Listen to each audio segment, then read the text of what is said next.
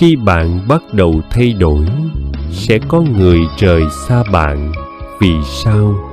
Trong cuộc đời của mỗi con người sẽ có một thời điểm rất đặc biệt, một thời điểm mà chúng ta bắt đầu nhìn cuộc sống bằng một ánh mắt khác, không còn giống như trước đây. Có thể trước kia bạn từng rất thích những cuộc vui ồn ào, bạn từng thích tụ tập, nói chuyện hàng giờ về những điều rất nhỏ nhặt. Bạn từng nghĩ rằng càng có nhiều bạn bè thì cuộc sống càng vui vẻ. Nhưng rồi một ngày nào đó, bạn bắt đầu thay đổi. Bạn bắt đầu thích sự yên tĩnh hơn. Bạn bắt đầu thích những cuộc trò chuyện có ý nghĩa.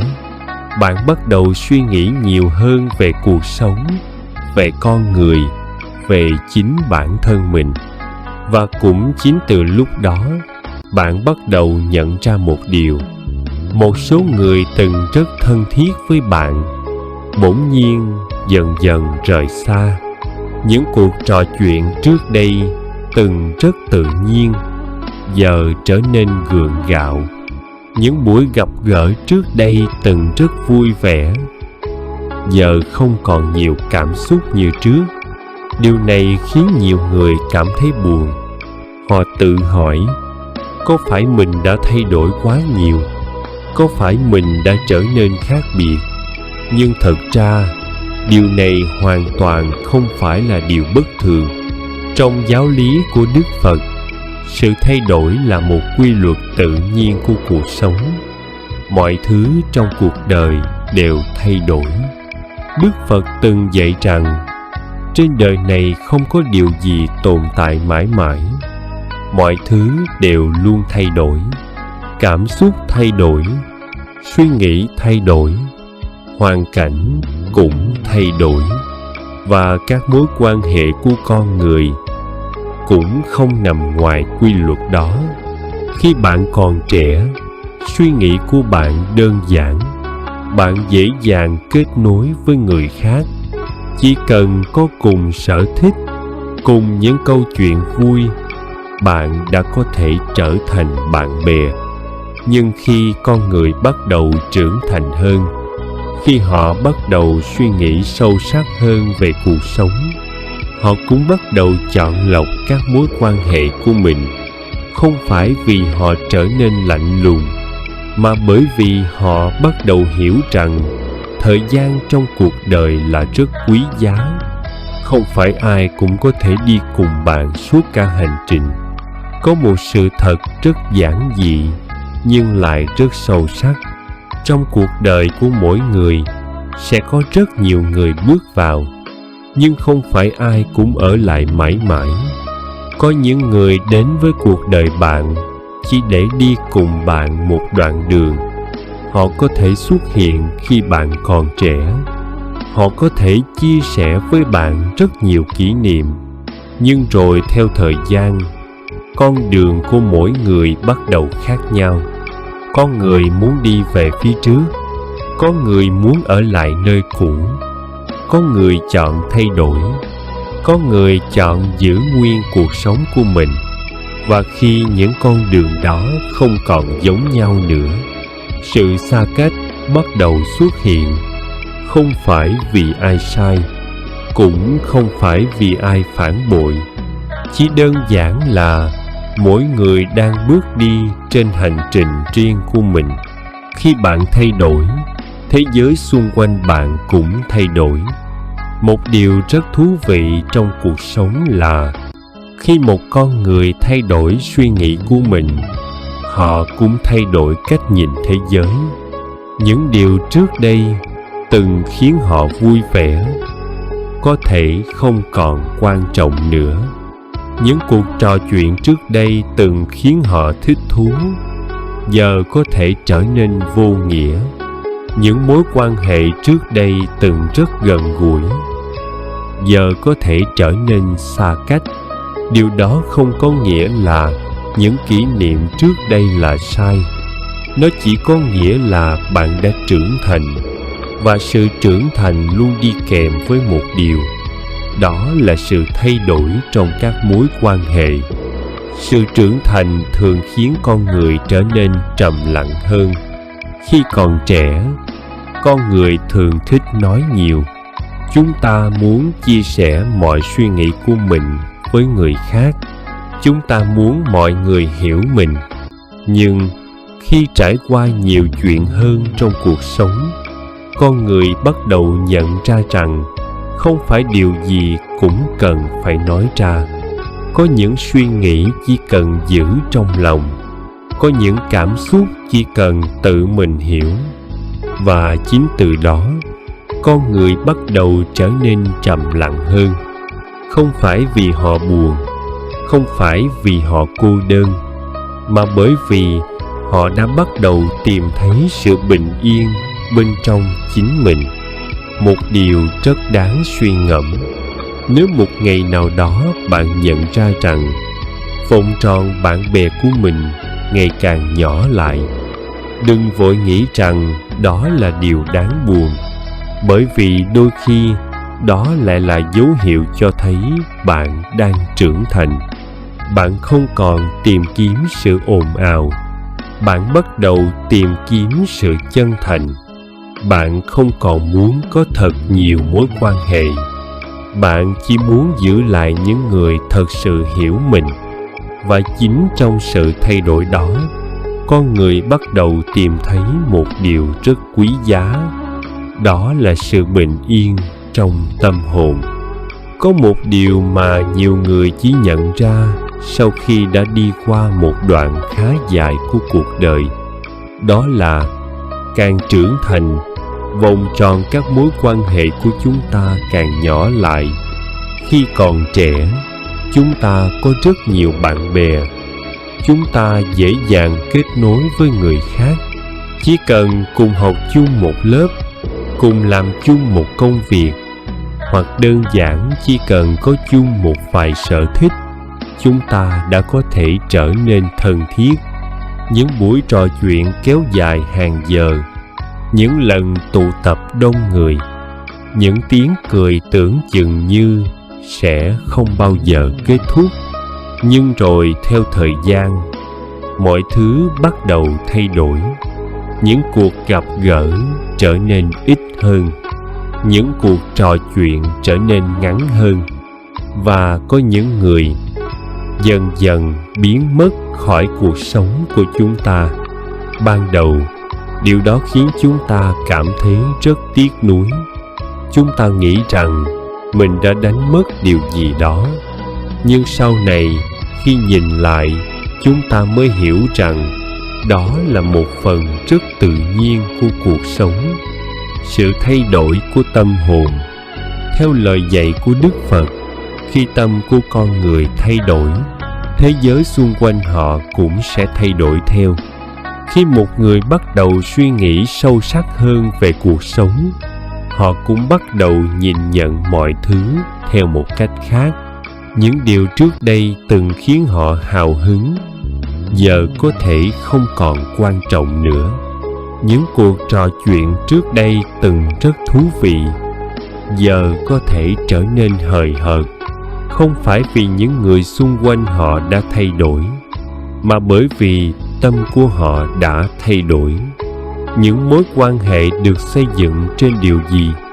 Nếu nhìn thật kỹ vào các mối quan hệ trong cuộc đời mình, chúng ta sẽ nhận ra một điều. Rất nhiều mối quan hệ được xây dựng trên những điểm chung tạm thời. Ví dụ như cùng môi trường, cùng sở thích, cùng hoàn cảnh, cùng suy nghĩ trong một giai đoạn nào đó của cuộc đời. Nhưng khi một trong hai người bắt đầu thay đổi, những điểm chung đó cũng dần dần biến mất. Và khi không còn những điểm chung nữa, sự kết nối cũng trở nên yếu dần. Điều này không phải là điều gì đáng trách. Đó chỉ là quy luật tự nhiên của các mối quan hệ. Không phải ai cũng sẵn sàng thay đổi. Một điều rất thực tế là không phải ai cũng muốn thay đổi. Có những người cảm thấy hài lòng với cuộc sống hiện tại của họ. Họ không muốn suy nghĩ quá nhiều. Họ không muốn đặt câu hỏi về cuộc sống. Họ không muốn bước ra khỏi những thói quen quen thuộc.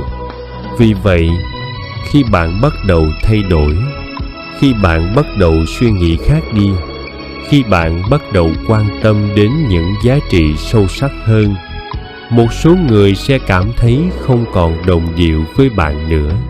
Không phải vì họ ghét bạn, không phải vì họ không còn quý bạn, mà chỉ đơn giản là con đường của hai người đã khác nhau. Sự cô đơn của người trưởng thành. Có một giai đoạn trong cuộc đời mà nhiều người cảm thấy rất đặc biệt.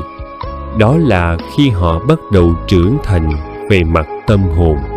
Họ không còn thích những cuộc tranh cãi vô nghĩa. Họ không còn muốn chứng minh mình đúng với người khác. Họ không còn muốn chạy theo những điều ồn ào. Họ bắt đầu tìm kiếm sự bình yên. Nhưng chính trong giai đoạn đó, nhiều người lại cảm thấy cô đơn hơn. Không phải vì họ không có ai bên cạnh, mà bởi vì rất ít người thật sự hiểu những gì họ đang nghĩ. Nhưng sự cô đơn đó không phải là điều tiêu cực. Theo lời dạy của Đức Phật, khi con người bắt đầu quay vào bên trong để hiểu chính mình, họ sẽ trải qua một giai đoạn rất đặc biệt. Đó là giai đoạn của sự tĩnh lặng. Trong sự tĩnh lặng đó, con người bắt đầu hiểu rõ hơn về bản thân. Họ bắt đầu hiểu điều gì thật sự quan trọng trong cuộc đời. Họ bắt đầu nhận ra rằng không phải mối quan hệ nào cũng cần phải giữ lại. Có những mối quan hệ chỉ phù hợp với một giai đoạn của cuộc sống. Khi giai đoạn đó kết thúc, việc buông tay đôi khi lại là điều tự nhiên nhất. Một góc nhìn khác về sự rời xa. Nếu nhìn cuộc sống theo một góc nhìn rộng hơn, chúng ta sẽ nhận ra rằng những người rời xa cuộc đời chúng ta đôi khi không phải là mất mát. Đôi khi đó lại là sự sắp xếp rất tự nhiên của cuộc sống. Bởi vì khi một cánh cửa khép lại, một cánh cửa khác cũng đang mở ra. Những người không còn phù hợp sẽ rời đi. Và rồi, vào một thời điểm nào đó, những người thật sự đồng điệu với bạn sẽ xuất hiện. Một điều rất đáng suy ngẫm. Nếu bạn đang trải qua giai đoạn mà cuộc sống của mình thay đổi, nếu bạn cảm thấy một số người đang dần rời xa, đừng vội buồn. Có thể đó chỉ là dấu hiệu cho thấy bạn đang bước sang một giai đoạn mới của cuộc đời. Một giai đoạn mà bạn bắt đầu hiểu rõ hơn về bản thân. Một giai đoạn mà bạn bắt đầu trân trọng sự bình yên hơn sự ồn ào. Và trong hành trình đó, bạn sẽ dần dần gặp những người thật sự phù hợp với con đường mà bạn đang đi. Trong cuộc đời của mỗi con người, có lẽ điều khó chấp nhận nhất không phải là sự thay đổi của hoàn cảnh, mà là sự thay đổi trong các mối quan hệ. Có những người từng rất thân thiết với chúng ta từng nghĩ rằng họ sẽ luôn ở bên cạnh mình. Chúng ta từng nghĩ rằng tình bạn đó sẽ kéo dài rất lâu. Nhưng rồi theo thời gian, mọi thứ dần dần thay đổi. Những cuộc trò chuyện ít đi, những lần gặp gỡ cũng thưa dần. Và có những người cuối cùng chỉ còn lại trong ký ức. Ban đầu, điều đó khiến chúng ta cảm thấy buồn. Chúng ta tiếc nuối những kỷ niệm đã từng rất đẹp. Chúng ta tự hỏi liệu mình có thể làm gì khác đi để giữ lại mối quan hệ đó hay không. Nhưng khi nhìn cuộc sống bằng một góc nhìn sâu sắc hơn, chúng ta sẽ nhận ra một điều. Có những người bước vào cuộc đời chúng ta không phải để ở lại mãi mãi. Họ đến để mang đến cho chúng ta một bài học. Họ đến để cùng chúng ta đi qua một đoạn đường. Và khi đoạn đường đó kết thúc, họ sẽ rời đi, không phải vì tình cảm trước đây là giả dối, mà bởi vì vai trò của họ trong cuộc đời chúng ta đã hoàn thành. Sự buông bỏ của người trưởng thành. Khi còn trẻ, con người thường cố gắng giữ tất cả mọi thứ. Chúng ta muốn giữ bạn bè, chúng ta muốn giữ những mối quan hệ, chúng ta muốn mọi thứ luôn giống như trước đây. Nhưng theo thời gian, con người bắt đầu hiểu ra rằng không phải điều gì cũng có thể giữ lại. Có những điều càng cố giữ lại càng khiến mình mệt mỏi. Có những mối quan hệ càng cố níu kéo lại càng trở nên gượng gạo. Và chính trong những trải nghiệm đó, con người bắt đầu học được một điều rất quan trọng, đó là buông bỏ. Theo lời dạy của Đức Phật, buông bỏ không phải là từ bỏ tình cảm. Buông bỏ là chấp nhận sự thay đổi của cuộc đời. Buông bỏ là hiểu rằng mỗi người đều có con đường riêng của mình. Những người thật sự thuộc về cuộc đời bạn. Khi con người bắt đầu trưởng thành, họ không còn tìm kiếm thật nhiều mối quan hệ nữa. Họ bắt đầu hiểu rằng không phải số lượng, mà là chất lượng của các mối quan hệ mới là điều quan trọng.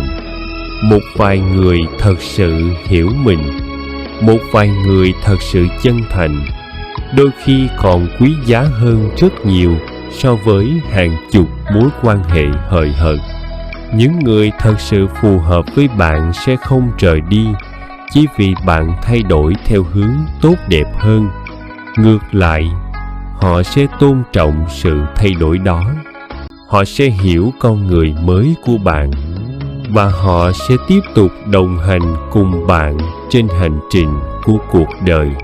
Sự bình yên đến từ bên trong. Có một điều mà nhiều người chỉ nhận ra khi đã trưởng thành, đó là sự bình yên thật sự không đến từ bên ngoài. Nó không đến từ việc có thật nhiều bạn bè. Nó không đến từ việc được mọi người công nhận. Sự bình yên thật sự đến từ sự hiểu biết về chính mình. Khi một người hiểu rõ bản thân mình muốn gì, khi một người không còn cố gắng trở thành một người khác chỉ để làm hài lòng mọi người, khi một người có thể chấp nhận sự thay đổi của cuộc đời, lúc đó họ bắt đầu cảm thấy bình an. Một suy ngẫm cuối cùng: nếu trong cuộc sống của bạn có những người đã từng rất thân nhưng giờ đã rời xa, hãy nhớ rằng điều đó không có nghĩa là những kỷ niệm trước đây mất đi giá trị. Những người đó vẫn là một phần trong hành trình của bạn. Họ đã từng mang đến cho bạn những bài học. Họ đã từng giúp bạn trưởng thành.